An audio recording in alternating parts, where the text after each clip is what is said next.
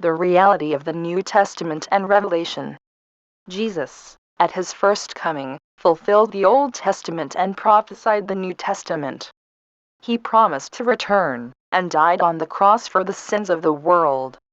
However, at the time of his first coming, the Jews did not believe in Jesus, who fulfilled the Old Testament, calling him a heretic and a devil, and persecuted him.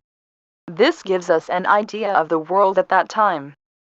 Jesus promised that just as he fulfilled the Old Testament, he would also fulfill the New Testament. He also prophesied that there would be persecution at his second coming, when the New Testament would be fulfilled. Both at his first coming and his second coming, those who persecute him are not unbelievers, but those who profess to believe. He also said that those who add to, or subtract from the book of Revelation will not be able to enter heaven, and will be cursed disaster. It has been approximately 2,000 years since he said this. Today, Christians have added to or subtracted from the New Testament book of Revelation. Yet, pastors still pretend to know the New Testament book of Revelation. This is a deception of their followers. These pastors are posing as true pastors to elevate themselves. However, in reality, they are false pastors who spread lies. Gad says that the true pastor sent by God will see and hear all the events of Revelation, and report the truth. Revelation 22:8-16. He is also one who, like Jesus at the first coming, receives and eats the book of Revelation, Revelation 10, and sees and reports the truth of the revelation Jesus fulfilled. However, today's Christian pastors have added to or subtracted from the book of Revelation.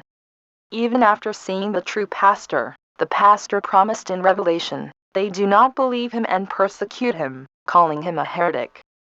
The world is truly in a state of deception. And the end times sound like a phrase that applies to today's religious world.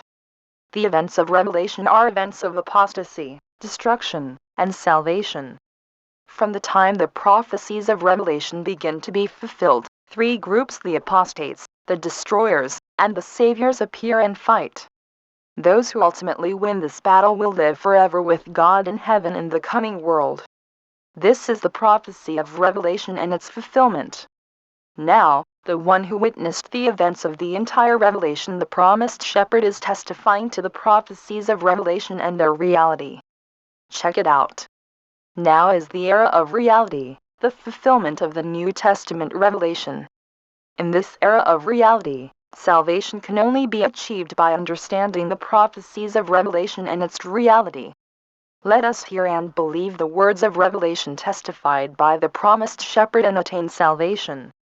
Amen.